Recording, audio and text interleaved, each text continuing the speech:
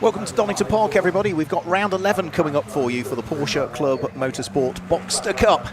They venture out onto what is a slightly damp Donington Park circuit. They are on treaded tyres, so it's not going to affect the cars as much as the damp conditions if you tuned in earlier on to watch the Porsche Club Championship with Pirelli, when they were on slicks on a damp track. But it's still going to be tricky out there, and stay off those red and white painted curves is absolutely going to be the key. This grid is formed based on the qualifying times that were set this morning. The second race of the day will be based on their second fastest time. So let me guide you through then the grid and the way that they line up. Max Watt starts number 23 car from pole position. He's got Bertie Bream alongside him, and it's Ben Grucock and Brendan Hafner that are there on row number 2.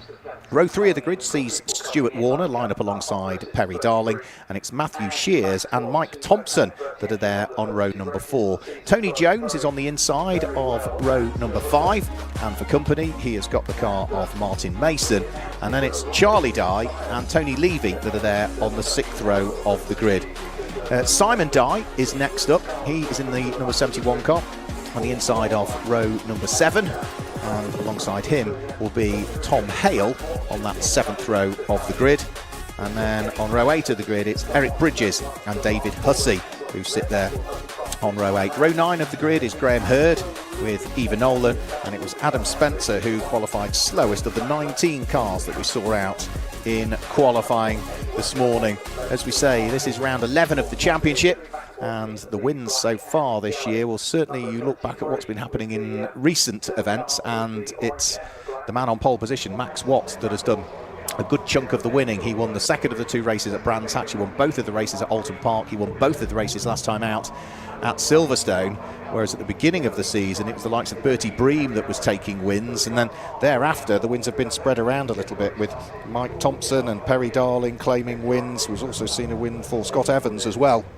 So the wins have been spread around. Scott not with us this weekend competing. It looks though everybody else is there, and just going to adjust the colour that I got for Brendan Hafner's car, because for some reason Ben Grucock's car is the one I need to adjust the colour for, because I had got him being down as a different colour for some reason. So let me just amend that, and then we can get ready. The cars have done their formation lap, and I think should be, well, they'll do one more formation lap after this, because they've literally come out of the assembly area onto the grid, and then they should get one further formation lap before they get things underway. So everybody is neatly into position.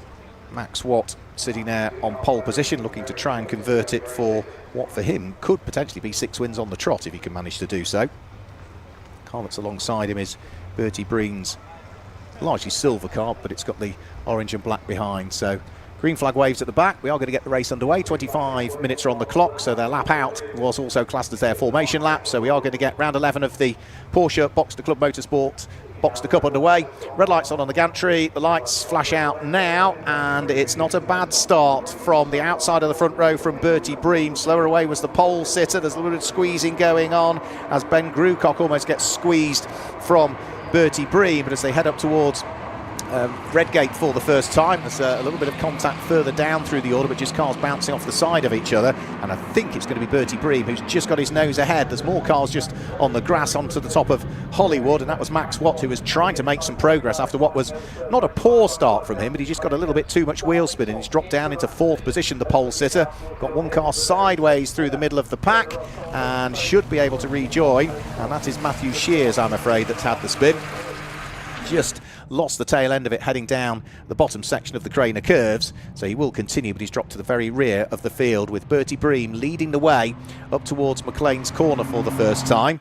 Max Watt still trying to work out where the grip is, or isn't, as the case may be. He still sits there in 4th place and is right behind Brendan Hafner, and there's now been a second spin, Josefa Matthew Spears, who on the wet grass is finally going to get the car moving in the right direction, but he's lost the best part of half a lap as the race leaders are already starting to work their way down in towards the braking area for the Fogarty S's for the first time. Bertie Bream leads the way. Ben Grucock in 2nd position at the wheel of the 86 car. Then it's Brendan Hafner who's there in 3rd place. Max Watt, the pole sitter, down into 4th position. Those top 4 cars looking to see if they can break away a little bit. from the squabble that's going on for 5th place as things stand. And the car that sits there in 5th place is Tom Jones. Well, he's made really good progress as Tom Jones, and he'll be looking to try and see if he can maintain that position. We've got another spin down at the Melbourne hairpin, and that's Martin Mason, the wheel of the Coca-Cola liveried car, that's had the spin. So that's caused a few problems for some.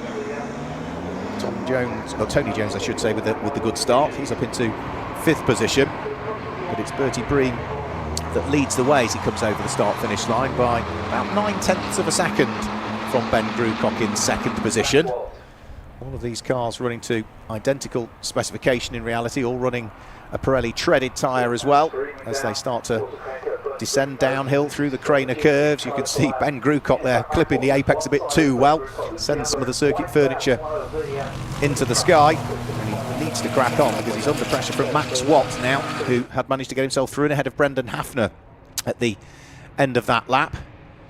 And say for Max Watt, he is looking to maintain a championship lead, and he now manages to squeeze his way through and up into 2nd place. So further contact down at the old hairpin and further spins, I'm afraid. Eric Bridges having to anchor up to avoid the spinning rint car of David Hussey ahead. Number 64 car on the grass. Eric Bridges will get going again. The race leaders already picking their way out of Coppice on the 2nd lap this time through. Bertie Breen was leading by nearly 9/10 of a second at the end of the 1st lap. We might also have a change for 4th by the look of things. Brendan Hafner feeling the pinch from Tony Jones. Tony Jones has got right behind him the number 51 car of Stuart Warner. Stuart Warner has got Perry Darling after him, and then the next of the cars is going to be up 3 places on the 1st lap, and that is going to be the number 96 car, which is next up. You can see 3 wide, 4 wide as they headed towards the Melbourne hairpin. Some great squabbles going on down towards the bottom of the top 10. And it is just going to be, I think, Brendan Hafner that's just leading that little train of cars coming in towards the braking area for for Goddard's. That's allowed the top 3 to really break away. And now Bertie Breen, for the lead of the race, is feeling the pressure. He's got Max Watt right with him. Max Watt set the fastest lap of the race last time through, but he almost puts 2 wheels onto the grass going in towards Redgate Corner. Just gathers up the slide in towards the braking area for the 1st corner. He set the fastest lap of the race last time through. He was 1.2 seconds quicker than the race leader Bertie Breen, but that small moment has just cost him a couple of tenths. So down through the Craner curves on towards the braking area for the Melbourne hairpin. Bertie Breen beautifully clipping the apex there into the downhill braking area for the Melbourne hairpin. Cars that were involved in that incident down at the Melbourne hairpin, down at the old hairpin last time through. You can see Eric Bridges bearing the scars with a slightly crumpled bonnet on his car. There's also a good fight going on. Mike Thompson feeling the pressure from Charlie Dye at the wheel of the car, which the livery on it very much harks back to the Group C era of Porsche racing. And also things like the Paris-Dakar with the 959, which was in the cigarette brand that had the similar colour, the white and the blue with the red and the gold to it. But the front 2 getting themselves together. Bertie Breen and Max Watt still together. On his own now is Ben Grucock in 3rd position. 4th place is Brendan Hafner, and 5th place might be Mike Thompson as he dives up the inside of the number 51 car of Stuart Warner, tips him into a spin, and Stuart Warner facing backwards on the exit, I'm afraid, of the Fogarty S's. So that will be another car that will need to recover, but will just be covered with localised yellow flags. The battle for the lead of the race up towards a conclusion of lap number 3 this time through. Max Watt looking to see whether he can get an undercut on Bertie Breen, but Bertie just parking the car on the apex, making sure that he's cleanly off the corner. So they continue with their squabble for the lead of the race. Is Max Watt going to try anything this time as they head up towards Redgate Corner? No, he's a little more circumspect with his approach to the braking area as well after the slidey moment. And I'm afraid for the 2nd lap on the trot, is it not, into the gravel trap there goes Martin Mason. That's down at the Melbourne hairpin where he's had the off. So the leaders continue. I did say it's tricky conditions, any small mistake at all. The grass is rather wet still, the curves are still quite wet, albeit the tarmac has dried up in the last 10 minutes or so. Bertie Breen still leading the way at this stage, but he's under big pressure now from Max Watt, who's trying around the outside at Schwantz to get the inside line for McLean's corner. He's going to go through, unless Bertie Breen can get the undercut coming back out. There's a slight touch between the pair of them, but Max Watt is through and into the lead of the race. Again, a bit of bodywork just flying off his car there. So he loses the lead, actually. I thought that he'd probably got that covered off, but back through goes Bertie Bream into the lead of the race. And Max Watt, the pole sitter, has got it all to do again. These two are out on their own, very much on his own. In third position is Ben Grucock. He's not making any inroads into the leading pair whilst they squabble and thread their way through the Fogarty S's on what is lap number 4 this time through. So they'll head in towards the braking area for the Melbourne hairpin. Bertie Bream still leading the way, but still under pressure from the championship leader in the Porsche Club Motorsport Boxster Cup for this year, which is Max Watt. Had a poor weekend at Anglesey, Max Watt. In fact, I'm not sure he entirely impaired at Anglesey, if memory serves me correctly, but since then he has been pretty much on the podium in all the races, barring Silverstone, the opening weekend of the season, where he finished 4th in one race and was 5th in the other. It's been a consistent season for Max in reality. He would desperately like to try and scoop up another win if he can. Bertie Bream, though, is not going to make it easy for him to carve his way through, so the two of them are still together. Bertie Bream, remember, lies second in the championship standing, so these are the drivers first and second in terms of the championship as they head down in towards the old hairpin. They're separated by little more than something like 17 points coming into this weekend. You can see they are separated by literally tenths of a second, and all over the grass is Max Watt heading up towards Schwantz Curve.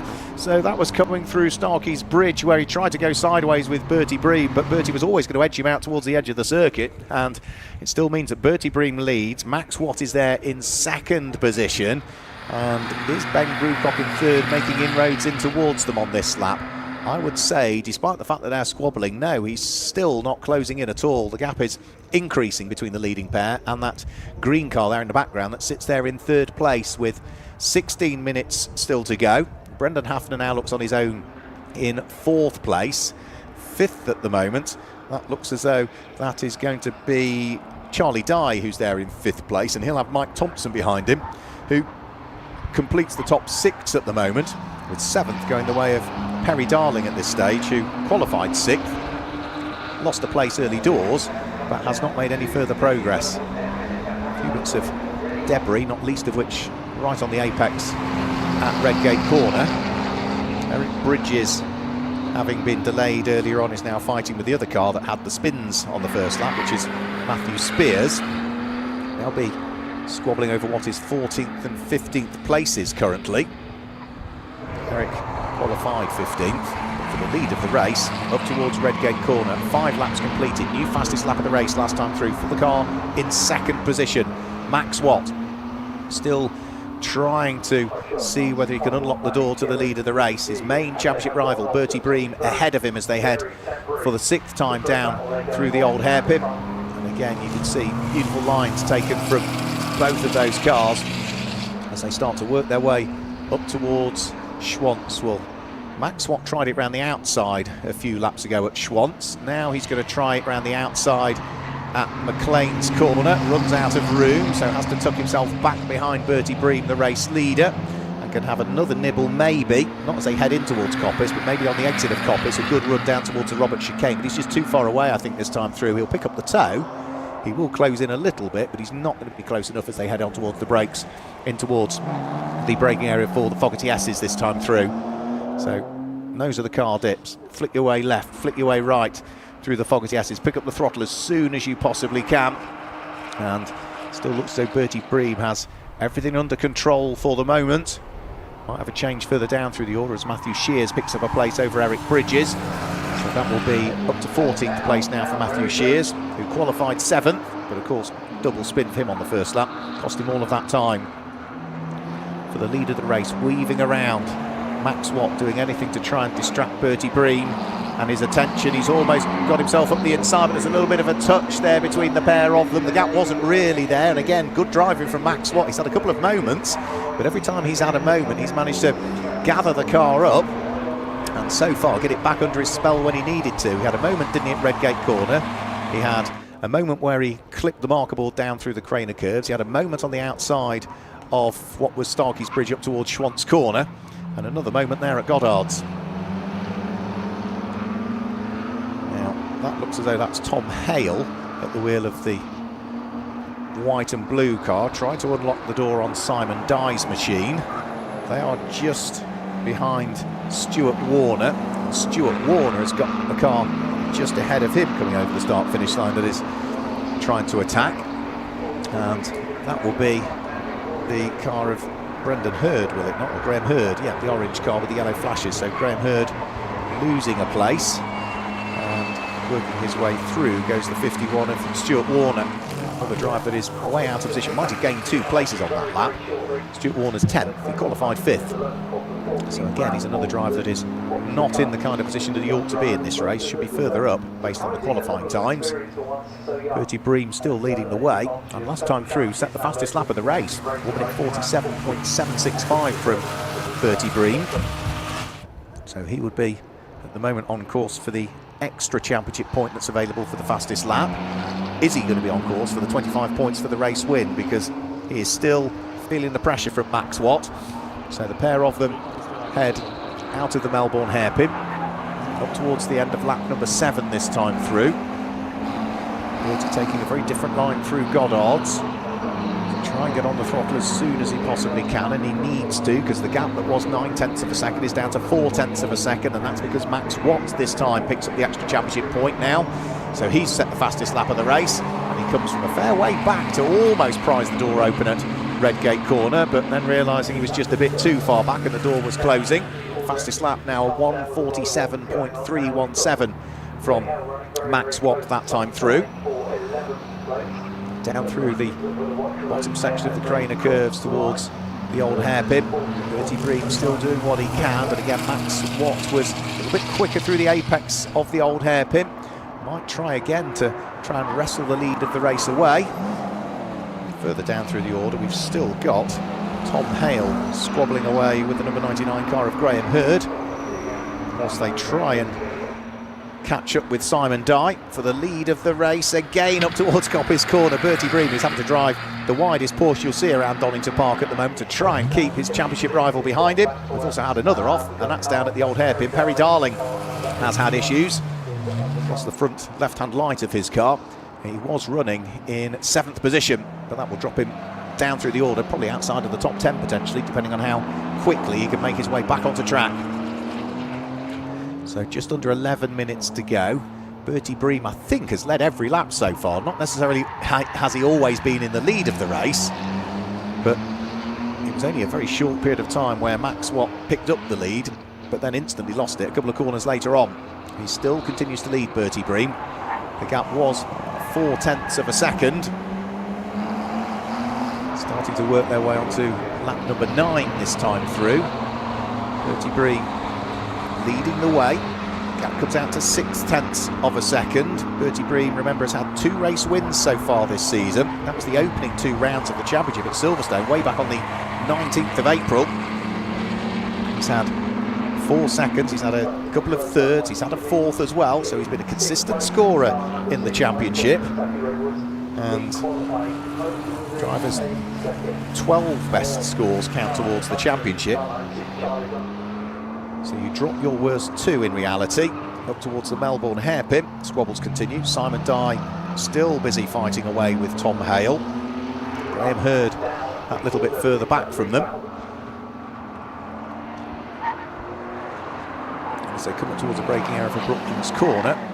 Now that Tom Hurd has made a bit of progress, he might gain 2 places on this lap actually, as he squeezes his way past Simon Dye over the start-finish line. There's a big sideways moment for Graham Hurd, who just gathers up the Boxster. So after all of that, Tom Hale couldn't quite work his way through and past and ahead of Simon Dye. So it's still Simon Dye from Tom Hale, from then the sideways machine of Graham Hurd, as they fight over 9th, 10th and 11th places. No, 10th, 11th and 12th places they're fighting over. So they're just turning their way down through Craner curves towards the old hairpin. The white and the purple and the orange car of Simon Dye trying to hang on to 10th place. Tom Hale behind him, and then just behind them is the orange and yellow car of Graham Hurd. They don't need to worry too much about him anymore now, because Graham Hurd has just picked up a time penalty, I believe, for track limits. So that'll be a 5-second time penalty, I would imagine. Yes, it is. Yeah, 5-second time penalty for track limits for Graham Hurd. So that's not really what he wanted, but I'm afraid that's what he's got.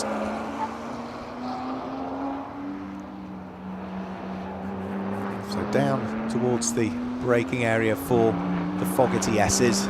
They will work their way. The race leader will be, at the moment, just coming through the old hairpin, I would have thought, something like that. 1.5 seconds now is the lead advantage. It was a poor lap last time through from Max Watt, who has tried everything, and running wide, coming out of the old hairpin won't help. There was traffic that he was trying to, I think, work his way through and past, but again, onto the grass for Max Watt. The car he was trying to get through and past was Adam Spencer. Adam Spencer is involved with his own little fight with, that'll be Eva Nolan that's behind the white and the red car.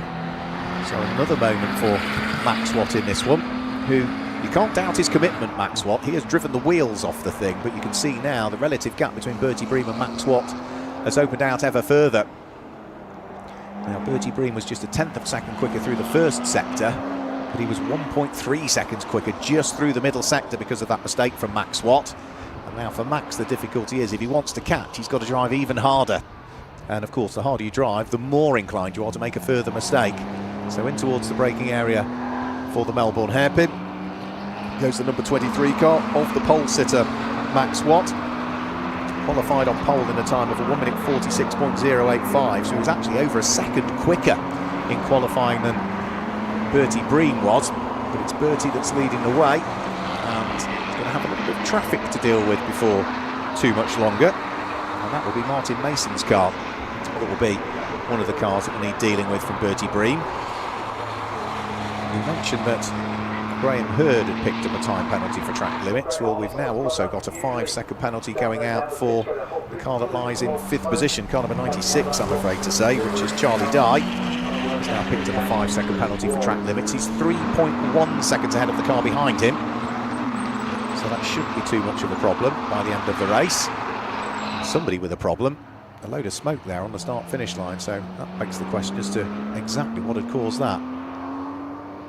Bertie Bream, 6 minutes to go, charging his way for the 11th time up towards Goddard's corner. Still this fight going on further downfield. You can't say that Tom Hale, Graham Hurd and Simon Dye have not had fun out there. They've been pretty much inseparable, the three of them. Remember, the number 99 car of Graham Hurd has got a time penalty for track limits. Dive up the inside there from Simon Dye to try and get through and past Tom Hale, but that was unsuccessful. As for the car in 3rd place, well, that's Ben Grucock. He's still trying to thread his way through the traffic, but he is getting caught, actually, Ben Grucock. Brendan Hafner was much closer to him last time through. Yeah, Grucock set his best individual lap of the race, but he was still 0.2 of a second slower than Brendan Hafner was trying to hunt him down, so that could be one to watch out for the Scotland for the final podium spot. Still got this great fight going on down through the Craner Curves and the Melbourne hairpin, and this time the number 46 car braking in the hands of Tom Hale as late as he can through the old hairpin, picks the place up, goes through and ahead of Simon Dye, who is now again coming under pressure from Graham Hurd, who has got that 5-second penalty, so he might be hot on the coattails of the two ahead of him, but add 5 seconds to his time and he would still remain in 12th, because he is 5.8 seconds ahead of the car in 13th place currently. Albeit, I do think that car in 13th place, Matthew Shears, has had a good lap this time through. Yeah, he's certainly closing up, so Matthew Shears is within 5 seconds of Graham Hurd. So Graham Hurd trying to gain a place on track. He's actually going to lose one once corrected times are taking into account. Up towards Redgate corner, Mike Thompson diving his way through and past traffic, which is Adam Spencer. Adam lets him go through. And for Mike Thompson, he needs to keep pressing on, because the wheel of the black and red number 6 car, he is within 5 seconds of the car that lies up the road from him, which is the number 96 car in the hands of Charlie Dye, in almost the Group C Porsche Works livery from the 1980s.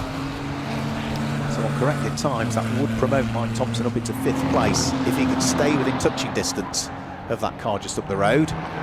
For the lead of the race, though, Bertie Bream still leading by 2.5 seconds, but that fastest lap again has gone back in the hands of Max Watt last time through. 1 minute 46.657 from Max Watt.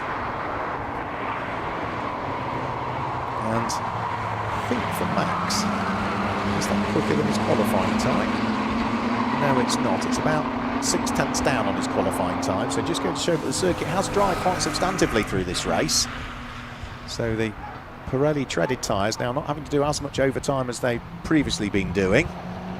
Down towards the Melbourne hairpin goes that fight towards the bottom of the top 10. Over the start-finish line comes our race leader now, who is still having to work his way through traffic. So through and past the number 64 car, putting a lap on it, goes our race leader Bertie Breen. So that will be David Hussey. And now Max Watt will be tasked with doing exactly the same. The lead advantage last time through came down by 0.8 of a second. So Max Watt trying hard and then makes a little bit of contact with David Hussey down through the Craner curves. The number 64 car goes for a spin. There's more damage to the front end of the car of Max Watt, and I'm afraid into the gravel trap has gone David Hussey there. And that was back marker traffic that was trying to be lapped by Max Watt, and clearly a misunderstanding between the pair of them. That's further delayed Max Watt, and now further lets off the leash Bertie Breen into what looks like, with 2 minutes to go, probably an unassailable lead in this one, unless he makes a small mistake out there on circuit. We've not seen many of those as yet from Bertie Breen. We've seen a few more from Max Watt in second place. And for poor old David Hussey, he was just wrong place, wrong time when the lap traffic tried to get to him, and Max Watt tried to squeeze his way up the inside on the left-hander, and that pitched the Rindt design number 64 car into the gravel trap with what I would imagine is just light damage. You can see the light damage to the front right-hand corner of Max Watt's car. The damage to the left-hand side was already there before that contact, and with a minute and a half just over to go, they'll be on to their last lap of the race this time through. So up towards the braking area for Goddard's, very shortly on towards what should be lap number 14, the final lap of the race. Bertie Breen on course at the moment to try and make it a third win so far this season. You have to go all the way back to the 19th of April when Bertie Breen last took a win in the Porsche Club Motorsport Boxster Cup, but it looks as though he's going to prevent the championship leader Max Watt from making it 6 wins out of the last 6 races, and of course that will close up the championship squabble as well. So no overtaking down through the Craner curves. You can still see those localised yellow flags because of the stricken car of David Hussey in the gravel trap down there. And as they then thread their way through the right-hander at the old hairpin, start to pick the speed up again through Starkey's Bridge and Schwantz Curve. Just be a case of Bertie Breen stroking the car home. He's given away 0.4 of a second to Max Watt just in the first sector of this lap. I don't think that will concern him, because he'll just be driving within himself, and if he has to give up a little bit of time to the car behind, he knows that he's still got enough in time to step back on it should he wish. So looking good for Bertie Breen as he heads out of Coppice Corner. No real traffic either that he's going to catch towards the end of this lap, because Eric Bridges and the car that he's doing battle with are just far enough up the road, so it's not going to worry Bertie Breen, who turns his way through the Fogarty S's and then starts to make his way down in towards the braking area for the Melbourne hairpin. He's on lap number 14. He might not have got the fastest lap of the race. It looks though the extra championship point is going in the general direction of Max Watt, who's had a busy race with a few little bits of contact and some damage to his car to sort out between this race and the race later on today. But up towards the braking area for Goddard's final corner, it is going to be Bertie Breen that wins his 3rd race of the season and his 1st race since the 19th of April at the opening round of the championship. It's the Porsche Club Motorsport Boxster Cup race 1 of the weekend. Bertie Breen claims the win in the end from the championship leader Max Watt, who comes up in 2nd place, some 4.5 seconds adrift in the end. 3rd place should go the way of the green and yellow car of Ben Grucock, who is there in 3rd place, or has he been picked off by Brendan Hafner? No, Brendan Hafner has been picked up by Mike Thompson on this final lap. So there goes Ben Grucock, and then it looks as though we have had the shuffle, because whilst over the start finish line we see Charlie Dye next up. He's got a 5-second penalty, so Mike Thompson on corrected times moves up to 4th, Charlie Dye moves up to 5th, and Brendan Hafner will complete the top 6. Perry Darling still busy squabbling away. He's trying to recover from his spin earlier on. He's got Tony Jones that he's trying to attack on the run up towards the braking area for Goddard's. Tony hanging on to what is 7th at the moment. Perry Darling, who is looking to try and unlock the door, I think might just come up a little bit short here as they come through to take the checkered flag it is just going to be the car of Tony Jones that hangs on to the place, with Perry Darling now in 8th place in the end. 9th place should go the way of Stuart Warner, and then Matthew Shears completing the top 10 after what was a difficult start to him for the race. Eric Bridges still looking to see what he can do. I think he's going to be probably the last of the car that finishes on the lead lap, but has he managed to get through and ahead of Tony Levy? Yes, he had on that lap, because Tony Levy's behind him, so Eric Bridges has picked up 14th place. Tony Levy has dropped to 15th, and we've still got issues on the final lap, and that's a spin, I'm afraid, at the very final corner for poor old Simon Dye, who'd had a busy old race, and there might have been contact that tipped him into that spin, because limping over the start-finish line with damage is the number 99 car of Graham Hurd. You can see there's a bash to the front right-hand corner of his car. Through comes Eric Bridges, he takes the checkered flag. Through then comes the red and grey and black car of Tony Levy. And I think that is everybody through now, having taken the checkered flags. There's a few cars that might just need a little bit of TLC before race number 2 for the Porsche Club Motorsport Boxster Cup. Let's just confirm the results for you. It's a win for Max Watt in the end, because Bertie Bream was given a 5-second penalty on the very final lap of the race. So it's Max Watt on corrected times that claims the win from Bertie Bream in 2nd place, and Ben Grewcock comes through to finish in 3rd. 4th place is Mike Thompson, who came from 8th on the grid. Brendan Hafner was there in 5th place, and it's going to be Charlie Dye who completes the top 6. Tony Jones is there in 7th place, with Perry Darling in 8th place. 9th place is the number 51 car, which is going to be Stuart Warner, and Matthew Shears completes the top 10. Then in 11th position, it's the number 46 car. Tom Hale had a busy old race, didn't he? Finish in 11th place. 12th place goes the way of Simon Dye, with Eric Bridges in 13th and Tony Levy in 14th place. Graham Hurd limped over the start-finish line to finish in 15th place. 16th went the way of Martin Mason. 17th was Adam Spencer. 18th place was the number 18 car, which is going to be Nolan, who finishes Eva Nolan. And that'll be the last of the finishers, because we lost him to the gravel trap, didn't we? David Hussey, I'm afraid, down at the old hairpin. His car will need recovering. So thank you for joining us for our first Porsche Club Motorsport Boxster Cup race. If you want some more Porsche racing, we've got the Porsche Club Championship with Pirelli coming up for you at about 20 to 4. The Boxster Cup cars will be back out at around about 5 to 5. So from Donington Park and everybody here, we'll say goodbye until later on today. Cheerio.